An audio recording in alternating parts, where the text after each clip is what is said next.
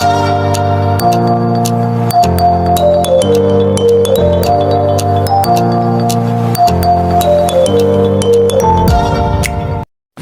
teman-teman, berjumpa lagi dengan Brother Phil. Kali ini kembali kita akan menanggapi video dari Ustadz Kainama. Di dalam videonya yang ini, dia mengatakan bahwa Paulus itu adalah kerabat dekat dari Herodes. Dan oleh karena hubungannya dekat dengan Herodes, Paulus ingin merusak ajaran Yesus dari dalam karena dendam dari Herodes. Sekilas, jika teman-teman mendengarkan pernyataan dari Ustadz Kainama, sepertinya yang dia sampaikan itu benar. Tetapi jika teman-teman menyelidiki lebih dalam lagi, apa yang disampaikan itu sangat salah besar. Bahkan pernyataan-pernyataan dia di dalam video itu bertentangan dengan keyakinan dia yang sekarang. Mari kita bongkar satu-satu pernyataan dari Ustadz Kainama. Jadi Farisi itu tidak suka karena dikomplain, dibuka semua kartu matinya oleh Yesus karena mereka korup, sebagian saja, tidak semua, ya. Dan yang kedua, kelompok keluarga Herodes yang disebut Herodian. Herodian itu adalah keluarga keturunan Herodes Agung. Sekali lagi, yang di Markus 3 ayat 6 ini, Herodian itu adalah anggota keluarga atau keturunan dari Herodes Agung. Ya, baik ya? Sudah ya? Baik.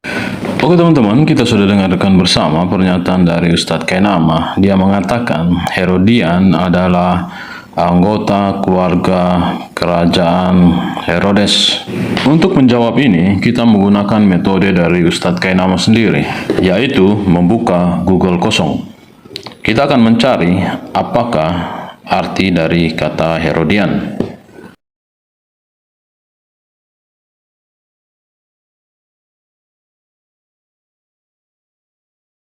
Menurut Mbah Google, Herodian adalah nama bagi kelompok yang menjadi pengikut setia dinasti Herodes, yakni Herodes Agung dan keluarganya, yang pada waktu itu menjadi penguasa Palestina di bawah pemerintahan Romawi. Seperti kaum Saduki, golongan Herodian adalah sebuah partai politik dan berorientasi pada kepentingan politik. Jadi dari sini kita bisa simpulkan bahwa Herodians bukanlah anggota keluarga dari Herodes Agung, tetapi itu adalah sebuah partai politik atau kumpulan orang-orang yang menjadi pengikut setia Herodes. Dari dasar ini, Ustadz Kainama ingin menuntun para pendengarnya untuk percaya bahwa Paulus adalah keturunan Herodes atau anggota keluarga Herodes. Mari kita lanjutkan. Baik, saya bacakan saja Kisah Para Rasul 23 ayat 16. Akan tetapi kemenakan Paulus, nanti ada tulisan kemenakan Paulus, anak saudaranya perempuan. Begitu ya. Nah, sekali lagi Kisah Para Rasul 23 16 ini adalah ayat sumber untuk kita tahu siapa itu Paulus. Ya. Sekali lagi Kisah Para Rasul 23 ayat 16. Oke, sebelum kita melanjutkan, mari kita baca Kisah Para Rasul 23 ayat 16. Akan tetapi kemenakan Paulus, anak saudaranya perempuan, mendengar tentang penghadangan itu. Ia datang ke markas dan setelah diizinkan masuk, ia memberitahukannya kepada Paulus. Latar belakang dari ayat ini adalah ketika orang-orang Yahudi berusaha untuk mau membunuh Paulus. Teman-teman bisa lihat di Kisah Para Rasul 23 ayat 12. Ini adalah latar belakangnya, di mana orang-orang Yahudi berkomplotan untuk membunuh Paulus, dan itulah yang disampaikan oleh keponakan Paulus kepada Paulus dan kepada kepala pasukan supaya Paulus dilindungi. Di dalam ayat ini tidak menceritakan secara detail siapa nama keponakan Paulus tersebut. Tetapi nanti kita akan lihat tiba-tiba Ustadz Kainama mengetahui siapa nama keponakan dan siapa ibunya. Lalu Kisah Para Rasul 21 ayat 28 sampai 29. Yang pertama Kisah Para Rasul 23, pasal 23 ayat 16. Yang kedua adalah Kisah Para Rasul, pasal 21 ayat 28, 29. Ya, Oke, sebelum kita lanjutkan, mari kita buka Kisah Para Rasul 21 ayat 28 dan 29. Di sana diceritakan, sambil berteriak, hai orang-orang Israel, tolong, inilah orang yang di mana-mana mengajar semua orang untuk menentang bangsa kita dan menentang hukum Taurat dan tempat ini. Dan sekarang ia membawa orang-orang Yunani pula ke dalam bait Allah dan menajiskan tempat suci ini. Ayat 29, sebab mereka telah melihat Trofimus dari Efesus sebelumnya bersama-sama dengan Paulus di kota, dan mereka menyangka bahwa Paulus telah membawa dia ke dalam bait Allah. Kalau kita baca Kisah Para Rasul 21, ayat 27 dan seterusnya bercerita tentang bagaimana Paulus ditangkap. Ketika Paulus pergi ke Yerusalem setelah pelayanannya di Asia Kecil, dia membawa seorang yang bernama Trofimus. Siapa Trofimus ini? Menurut Ustadz Kainama, Trofimus yang berjalan bersama Paulus ke Yerusalem itu adalah keponakannya. Mari kita buka Alkitab Sabda yang sering digunakan oleh Ustadz Kainama untuk mengetahui siapa Trofimus. Kita bisa lihat di sana, Trofimus adalah seorang Kristen dari Efesus, dan dia adalah teman dari Rasul Paulus. Dari sini kita bisa melihat standar ganda dari Ustadz Kainama. Ketika Alkitab Sabda tidak menguntungkan dia tidak melihat strong number-nya. Dan ketika itu menguntungkan dia menggunakan strong number untuk membuktikan argumennya. ya. Di ayat 29 itu ada tulisan tentang Trofimus dari Efesus. Sekali lagi, Trofimus dari Efesus. Menyambung kata Trofimus dari Efesus yang ada di Kisah Para Rasul pasal 21 ayat 29, ya, itu hubungannya dengan Kisah Para Rasul 23 ayat 16. Akan tetapi kemenakan Paulus, anak saudaranya perempuan. Ustadz Bungade, boleh? Ya, di situ ada kata Trofimus dari Efesus. Inilah nama kemenakannya yang tadi kita baca. Ya, jadi ini adalah kunci awal, starting point pertama. Ya, kita udah tahu dia punya kemenakan yang membela dia di depan para jenderal orang Roma. Wow. Ustadz Kainama mulai mengarang bebas lagi. Tidak pernah ada kisah keponakan dari Paulus membela Paulus di hadapan jenderal orang Roma. Kalau kita baca Kisah 23 ayat 12 dan seterusnya, ini adalah cerita di mana Paulus akan dibunuh oleh orang Yahudi. Lalu keponakan dari Paulus yang kita tidak tahu siapa namanya melaporkan rencana jahat dari orang Yahudi ini kepada Paulus dan kepada pasukan Roma, dan Paulus pun dipindahkan dari tempat itu ke tempat yang lain. Itu yang terjadi. Siapa namanya? Namanya Trofimus, anak saudara perempuan dari Paulus. Siapa saudara perempuan dari Paulus? Itu Roma 16 ayat 11. Oke, sebelum kita lanjut mendengar ocehan dari Ustadz Kainama, mari kita baca Roma 16 ayat 11. Di sana dikatakan, salam kepada Herodion, temanku sebangsa. Salam kepada mereka yang termasuk isi rumah Narkisus yang ada dalam Tuhan. Kalau teman-teman baca Roma 16 keseluruhan, ini adalah perikop yang isinya cuma salam kepada saudara-saudara di dalam Tuhan di Roma. Dan kalau teman-teman lihat di situ, nama-nama dari orang-orang yang disebutkan oleh Paulus itu nama-nama Yunani. Dan surat Paulus ini dan salam dari Paulus ini tertuju kepada saudara-saudara di dalam Tuhan di Roma, karena Paulus tidak pernah pergi ke Roma. Langsung Roma 16 ayat 11. Iya, salam kepada Herodion temanku sebangsa. Bukan, bahasa aslinya bukan temanku sebangsa. Ya, lalu seterusnya adalah salam kepada mereka yang termasuk isi rumah Narkisus yang ada dalam Tuhan. Ada dua di situ. Yang pertama Herodion, teman sebangsa, lalu dia bilang Narkisus. No, bukan. Herodion bukan teman sebangsa. Kita geser ke bawah Bung Ade. Teman sebangsaku itu yang 4773. Temanku itu diklik Bung Ade. Maaf, di atas. Ya, itu 4733. Nah, kita baca Sugenes. Sugenes itu artinya sanak saudaranya, kaum keluargamu, bukan teman. Ada yang ingin ditutupi di sini. Bukan teman, ya. Artinya itu adalah relatives, ya. Common origin, group belonging, the same family. Itu ada tuh di A itu. Satu itu ada di the group in Greek. A, the adjective refers to a person of common origin belonging to the same family, tribe, people, ya. Oke, yang tulisan kecilnya ditutup aja. Kita lihat yang tulisan besar yang putih itu, Ustaz. Ada bahasa Indonesianya kok, ya. Nah, ke bawah geser. Itu lebih jelas bahasa Indonesianya ada. Geser ke bawah.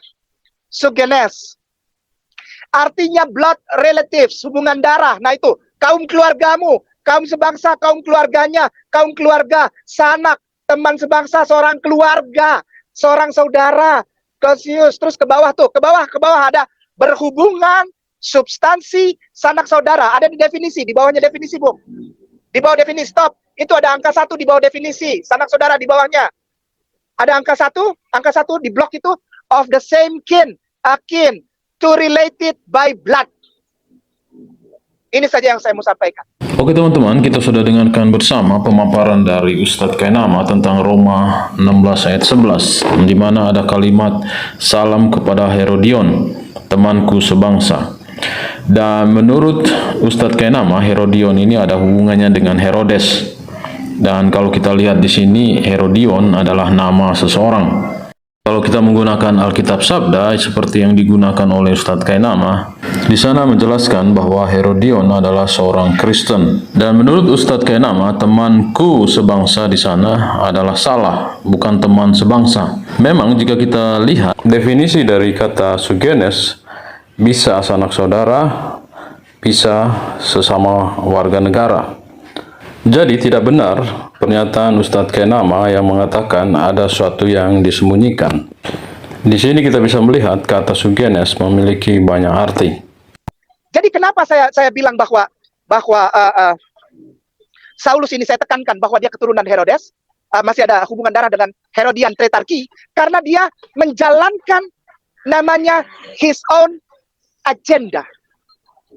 Dia tidak pernah diakui menjadi rasul yang mengabarkan Injil Yesus ini. Ini aku kasih tahu ya. Paulus tidak pernah jadi rasul yang mengabarkan Injil yang diajarkan Yesus. Tidak pernah. Halo teman-teman, kembali kita akan menanggapi Ustadz Kainama. Tadi barusan teman-teman dengar, dia mengatakan bahwa Paulus tidak pernah mengajarkan Injil yang diajarkan oleh Yesus. Kita sebagai orang Kristen tahu bersama bahwa Injil itu adalah kabar baik. Kabar baik tentang apa? Kabar baik tentang rencana keselamatan. Jadi, Injil itu adalah Kristus sendiri. Apakah Yesus memberitakan Injil juga?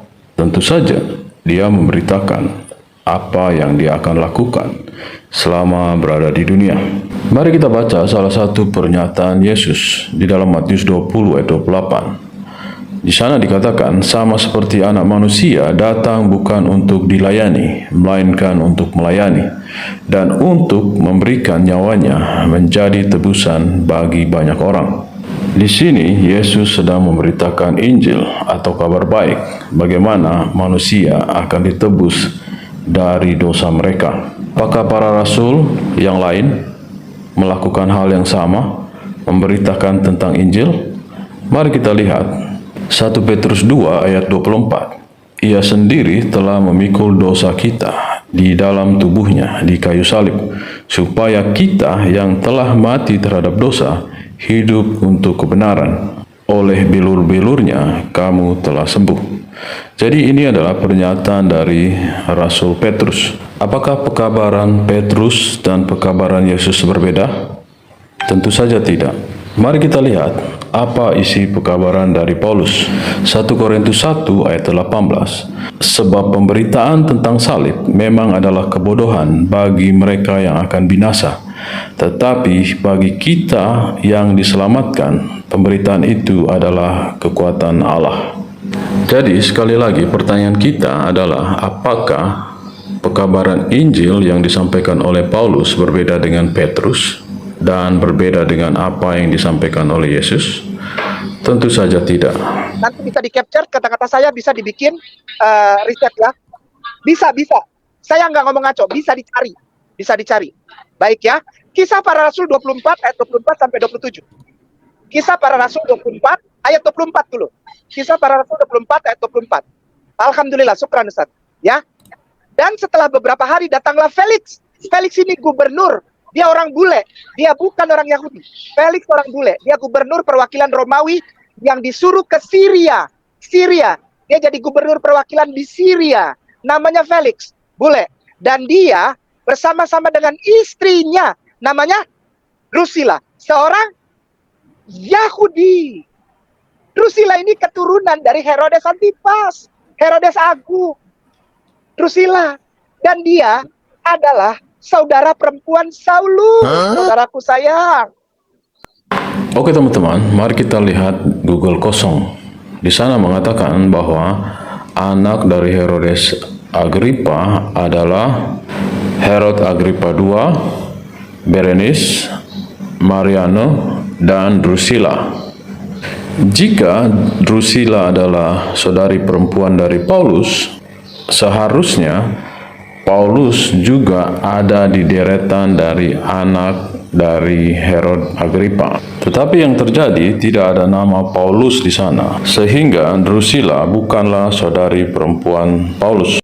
Ya, seorang Yahudi. Ia menyuruh memanggil Paulus, lalu mendengar daripadanya tentang kepercayaan kepada Yesus Kristus. Kenapa dia panggil Saulus? Padahal di situ banyak Hawariun. Ada Petrus, ada Yakobus, ada Barnabe, ya, ada Filipus, ada Andreas, ada semua di situ. Oke teman-teman, kita menjawab pertanyaan dari Ustadz Kainama yang mengatakan kenapa yang dipanggil Paulus bukan rasul yang lain. Kalau kita membaca latar belakang dari Kisah Para Rasul 24 adalah di mana Paulus diperhadapkan dengan Felix untuk diadili. Jadi sangat masuk akal jika Felix menanyakan tentang Kristus kepada Paulus, karena yang ada di hadapannya adalah Paulus. Tidak ada Petrus, tidak ada murid-murid yang lain.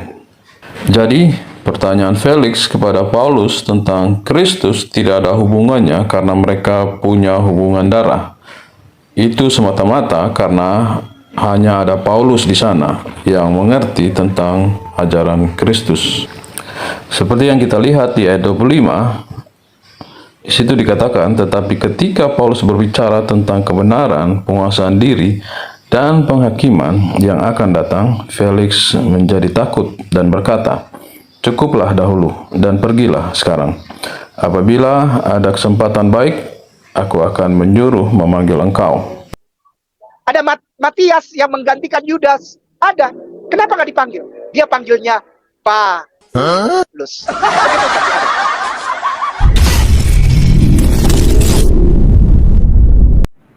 Gini, Saulus tidak mungkin jadi rasulnya Yesus. Kitab Kisah Para Rasul yang tadi diganti angkanya 13:1, Ustaz. 13:1. 13:1. 13 ayat 1. Ya. Saya bacakan ya. Pada waktu itu dalam jemaat di Antioquia, sekali lagi, pada waktu itu dalam jemaat di Antioquia ada beberapa nabi dan pengajar. Ada beberapa nabi setelah Yesus. Hai para ahli teologi dan para pendeta yang bilang tidak ada nabi setelah Yesus. Kau tulis itu kok di dalam kitabmu gimana? Ada nabi, yaitu Barnabas dan Simeon yang disebut Niger, orang hitam dari Nigeria, hitam, Negro, Niger. Ada nabi orang hitam. Gimana? Terus bilang, jangan percaya bahwa Rasulullah Muhammad SAW itu adalah nabi setelah Yesus, karena setelah Yesus tidak ada nabi. Ini ada. Ini ada banyak bos. Bukan cuma satu, ada banyak. Oke teman-teman, mari kita tanggapi pernyataan dari Ustadz Kainama. Di sana dia membaca ada beberapa nabi.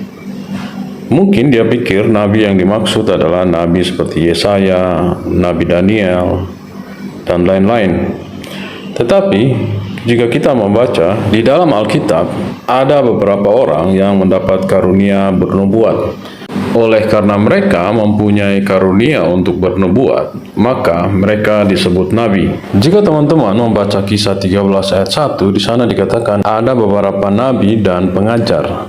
Jadi ada dua karunia yang ada di sana, yaitu karunia bernubuat dan karunia mengajar. Seperti yang kita bisa baca di dalam 1 Korintus 12, ada banyak karunia yang diberikan kepada orang pada waktu itu. Di sana dikatakan karunia untuk berkata-kata dengan hikmat, karunia berkata-kata dengan pengetahuan, karunia iman, karunia menyembuhkan, karunia untuk mengadakan mujizat, karunia untuk bernubuat, karunia untuk membedakan macam-macam roh, dan masih banyak karunia-karunia yang lain. Jadi, orang yang disebut nabi tadi, mereka mendapatkan karunia bernubuat. Contohnya dalam Kisah 21 ayat 9. Di sana dikatakan, Filipus mempunyai 4 anak darah yang beroleh karunia untuk bernubuat. Kalau kita lihat di sini adalah anak darah, artinya anak perempuan dari Filipus yang memiliki karunia bernubuat. Mungkin menjadi pertanyaan dan PR buat Ustadz Kainama, apakah di dalam Islam ada nabiah perempuan? Karena selama ini saya tidak pernah mendengar di dalam ajaran Islam ada nabi perempuan. Lalu dia mulai mengaku-ngaku diri. Diasuh bersama dengan raja wilayah apa, Bung Ade? Diasuh bersama dengan raja Cuma wilayah. disebut wilayah Herodes. Iya. Siapa yang ngumpulin mereka? Dan siapa di belakangnya itu? Dan Saulus. Saulus itu bukan bersama nabi-nabi itu, bukan bersama Barnabas. Wow. Tunggu sebentar. Barusan kita mendengarkan bahwa Ustadz Kainama mengatakan Paulus tidak bersama Barnabas. Jika teman-teman perhatikan, ayat yang dikutip oleh Ustadz Kainama adalah ayat 13.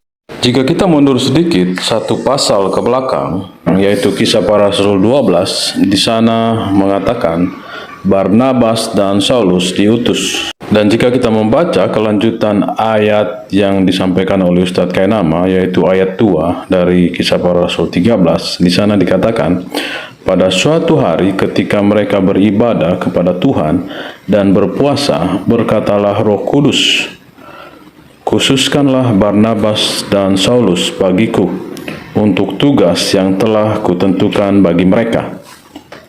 Jadi sangat salah jika Ustadz Kainama mengatakan Barnabas tidak bersama dengan Paulus. Padahal jelas-jelas di ayat ini menjelaskan bahwa Barnabas dan Paulus diutus oleh Roh Kudus.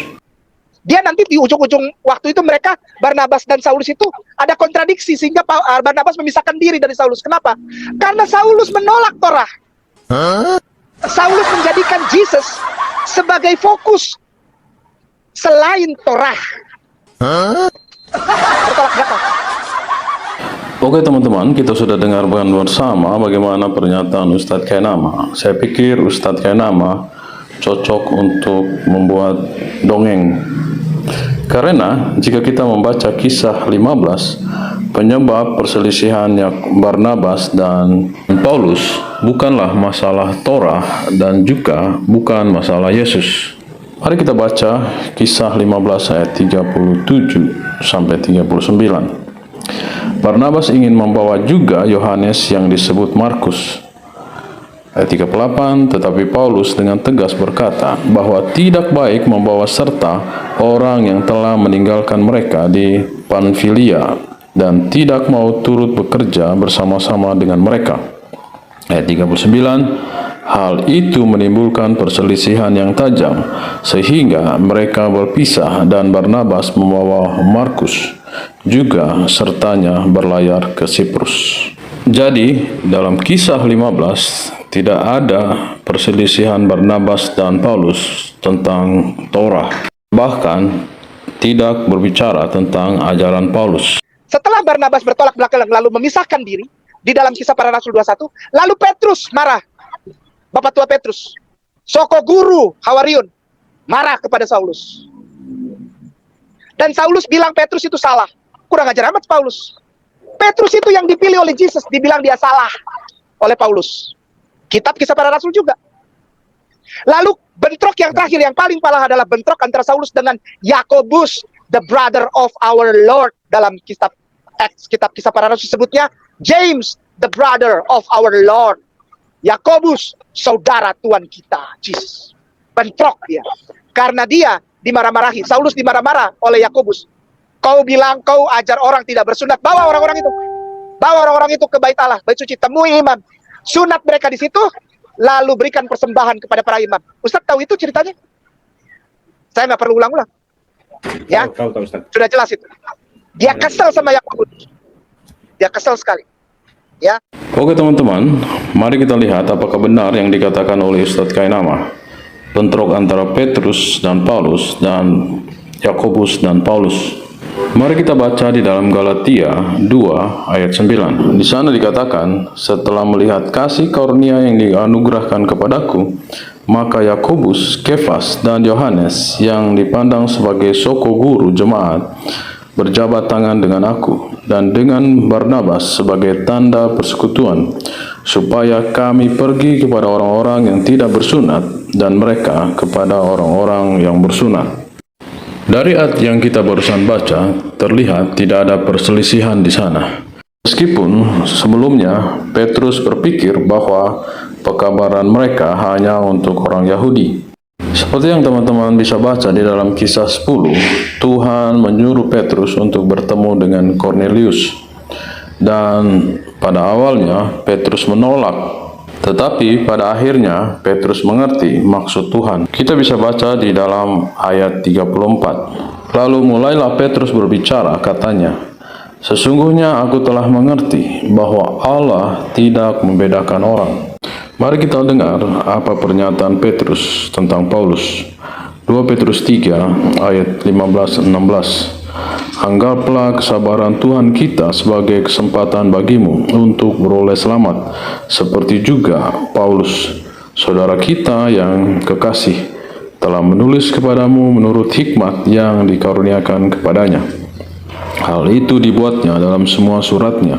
Apabila ia berbicara tentang perkara-perkara ini, dalam surat-suratnya itu adalah hal yang sukar dipahami, sehingga orang-orang yang tidak memahaminya dan yang tidak teguh imannya memutarbalikkannya menjadi kebinasan mereka sendiri, sama seperti yang juga mereka buat dengan tulisan-tulisan yang lain.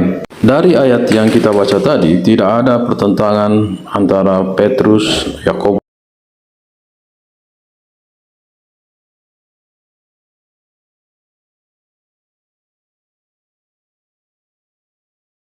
Ya, The Antiquities. The Antiquities, oke. Ya, The The Antiquities. Antiquities. Ya, book 19. Yes. Book 19, Ya, chapter 9. chapter 9. Oke, geser ke bawah cari chapter 9. dan Cari chapter Barnabas. 9. Geser ke bawah terus Rasul cari, Petrus ini kan chapter 1. mendukung Cari chapter 9 pengajaran Ustaz dari Rasul Paulus, Oh, ini dia, Ustaz. seperti Siap. pada ayat yang kita ada Ustaz. barusan baca. Ada Saya Ustaz. baca ini. And thus, saya baca ini. Siap. And thus, ya. Saya bacain. And thus did King Agrippa depart this life. But he left behind him a son, Agrippa by name, a youth, in the 17th year of his age. Ya. Jadi dia punya anak yang berumur 17 tahun. And 3 daughters, dan 3 anak perempuan. One of which namanya satu, Berenice atau Brenike. Ya. Halo teman-teman, berjumpa lagi dengan Brother Phil. Saat ini kita akan kembali menanggapi Ustadz Kainama dengan segala kebohongannya. Seperti yang saya sudah sebutkan kemarin, bahwa Paulus tidak ada hubungannya dengan Herodes. Tetapi kali ini Ustadz Kainama yang akan menunjukkannya sendiri. Jika teman-teman ingat kemarin, dia mengatakan bahwa Drusilla adalah saudari dari Paulus. Mari kita lihat buku yang dikutip oleh Ustadz Kainama, yaitu penulis sejarah Flavius Josephus. Tetapi sebelumnya, mari kita ingatkan kembali apa yang dikatakan Ustadz Kainama kemarin. Bukan, Ustaz. Ya. Dan setelah beberapa hari datanglah Felix. Felix ini gubernur. Dia orang bule. Dia bukan orang Yahudi. Felix orang bule. Dia gubernur perwakilan Romawi yang disuruh ke Syria. Dia jadi gubernur perwakilan di Syria. Namanya Felix. Bule. Dan dia bersama-sama dengan istrinya. Namanya Drusilla. Seorang Yahudi. Drusilla ini keturunan dari Herodes Antipas. Herodes Agung. Drusilla. Dan dia adalah saudara perempuan Saulus. Saudaraku sayang. Dan dia adalah saudara perempuan Saulus. Saudaraku sayang. Dan dia adalah saudara perempuan Saulus. Saudaraku sayang.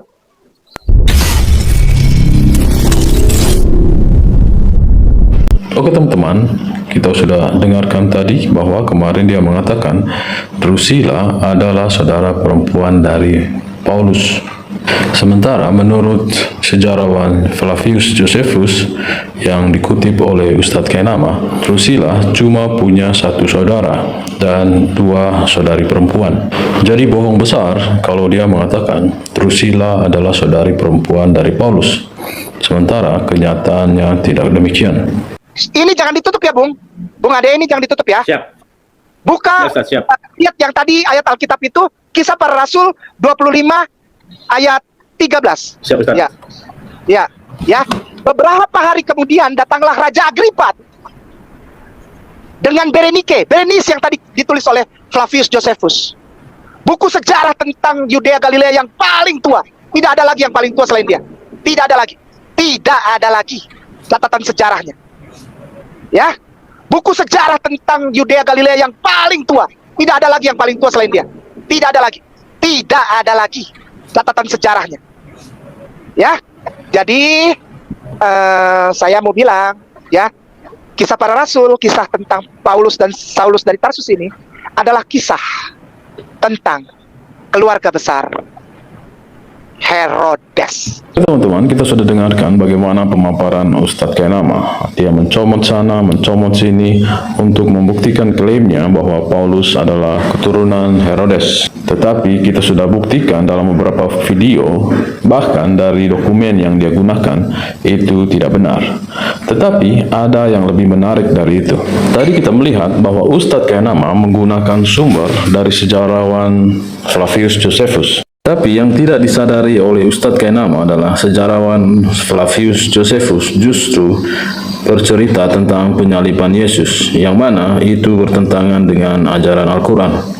Jika Ustadz Kainama konsisten menggunakan sejarawan Flavius Josephus, artinya dia sedang bertentangan dengan ajaran agamanya sendiri. Seperti yang dikatakan di dalam surah An-Nisa 157 bahwa Yesus atau Isa menurut saudara Muslim tidak disalibkan, tetapi yang disalib itu orang lain yang diserupakan. Mari kita lihat catatan sejarah yang ditulis oleh Flavius Josephus tentang penyaliban Yesus dari buku yang sama yang dikutip oleh Ustadz Kainama tadi. Ya, The Antiquities. The Antiquities, oke. Ya, The Antiquities. Antiquities. Ya, book 19. Yes. Book 19. Ya, chapter 9. Chapter 9. Oke teman-teman, mari kita buka buku The Antiquities of the Jews, buku 18. Kalau tadi Ustadz Kainama mengutip dari buku 19, kali ini kita mengutip buku 18 dan chapter yang ketiga. Ingat ya, ini adalah buku yang sama yang dikutip oleh Ustadz Kainama. Mari kita pergi ke chapter 3. Di dalam bab 3 ini, Flavius Josephus berbicara juga tentang Kristus. Mari kita pergi ke paragraf yang ketiga. Di sana dikatakan, "Now there was about this time Jesus, a wise man, if it be lawful to call him a man, for he was a doer of wonderful works, a teacher of such men, and received the truth with pleasure. He drew over to him both many of the Jews and many of the Gentiles, he was the Christ. And when Pilate, at the suggestion of the principal men among us, had condemned him to the cross, those that loved him at the first did not forsake him, for he appeared to them alive again the third day, as the divine prophets had foretold, as and 10,000 others wonderful things concerning him. And the tribes of Christians, so named for him, are not extinct at this day. Jika diterjemahkan apa yang dikatakan oleh Flavius Josephus, di sana dia menceritakan bahwa Yesus adalah seorang yang bijaksana. Dia juga mengatakan bahwa banyak juga orang Yahudi dan bukan Yahudi yang mengikuti dia. Dan selanjutnya dia mengatakan bahwa Pontius Pilatus menghukum Yesus disalib atas desakan pemimpin-pemimpin orang Yahudi.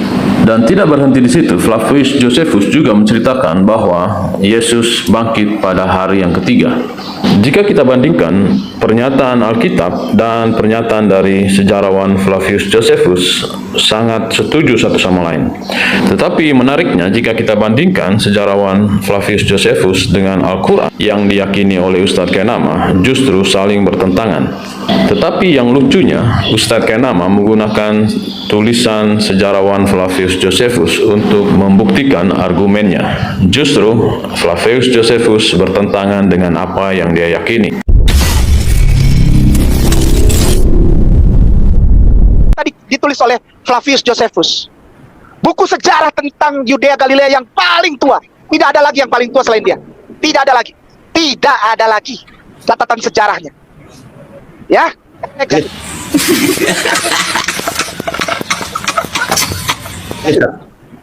Mana dia? Sebagai penutup. Sudah. Ya. 19 Ya, 19-nya ganti 20. Ganti 20. Book 20. Oke, langsung enter. Siap. Yang mana? Cari yang Penelope tadi. Penelope. Oke, siap. Siap, Ustaz. Sudah, Ustaz. Alhamdulillah. Cari lagi chapter 9 lagi, Bung Ade. Siap. Aman, Ustaz. Apa dulu, Ustaz? Mana? Nah itu, turun ke bawah cari angka 4. Ini kan angka 1 nih. 91. Ya. Turun ke bawah cari angka 4 kecil. Oke. Ini sudah, Ustaz. 4, baik ya. About this time was the King Agrippa. Tuh lihat tuh. Selalu hubungannya kalau Saulus itu pasti Agrippa, Antipas, Herodes, Berenike, Drusilla, Salome, Timotius, Trofimus, Tacitus, semua nama-nama yang begitu. Ya, oke ya. Geser ke bawah pelan-pelan, Ustaz. Geser ke bawah. Oke, sebentar ke bawah. Geser ke bawah pelan. Oh, pop, sebentar, saya lihat dulu. Itu ada tulisan sebelah kiri Costa Barus di blok itu. Sebelah kiri ada tulisan Costobarus. Sebelah kiri itu. Oh, ini. Costobarus. Nah, blok terus ke bawah. Udah ya. Oke, saya bacakan. Costobarus also and siapa itu? Coba lihat. Saulus. Oke, udah. Siap. Masya Allah, luar biasa. Ustaz Kainama. Wow. Oke teman-teman, ternyata Ustadz Kainama tidak berhenti di situ. Dia melihat ada kata Saulus di dalam tulisan Flavius Josephus dan otak cocokmologinya mulai berjalan. Sebagaimana ketika dia membaca di dalam Perjanjian Baru ketika Paulus pergi ke Arab, dia langsung mengasumsikan bahwa Paulus sedang naik haji. Hal yang sama juga dia lakukan di dalam tulisan Flavius Josephus. Ketika dia melihat kata Saulus di sana, dia langsung interpretasikan bahwa Saulus yang dimaksud di dalam tulisan Flavius Josephus adalah Paulus yang sama di dalam Perjanjian Baru. Kalau kita baca di dalam tulisan Flavius Josephus, tidak dijelaskan siapa Paulus atau siapa Saulus yang dimaksud. Oke teman-teman, demikianlah pembahasan kita terhadap kebohongan dari Ustadz Kainama. Sepertinya Ustadz Kainama sedang menghancurkan Islam dari dalam, dan setiap pernyataan-pernyataan dia justru bertentangan dengan ajaran agama Islam. Saya berharap saudara-saudara muslim berpikir kembali untuk menjadikan dia ustadz. Gantinya dia menguatkan iman dari saudara-saudara muslim. Justru dengan pernyataan-pernyataannya, dia sedang meruntuhkan apa yang diyakini oleh saudara muslim. Oke teman-teman, demikianlah tanggapan kita terhadap pernyataan Ustadz Kainama. Mari kita tetap bawakan dalam doa saudara-saudara kita muslim, khususnya Ustadz Kainama, karena Tuhan kita mengasihi mereka sama juga seperti mengasihi kita. Tuhan Yesus memberkati. Luar biasa. Ketika engkau bilang Kristen Katolik, saudaraku sayang, engkau marah aku. Karena Kainama ini sama Bung Ade ini bilang, aku dan Bung Ade jadi Islam karena mencintai Yesus. Lalu kau marah saya cuma mau bilang, kenapa saya jadi Islam? Mengucapkan asyhadu alla ilaha illallah wa asyhadu anna Muhammad Rasulullah. Karena aku mencintai Yesus. Aku tidak mau mencintai Paulus.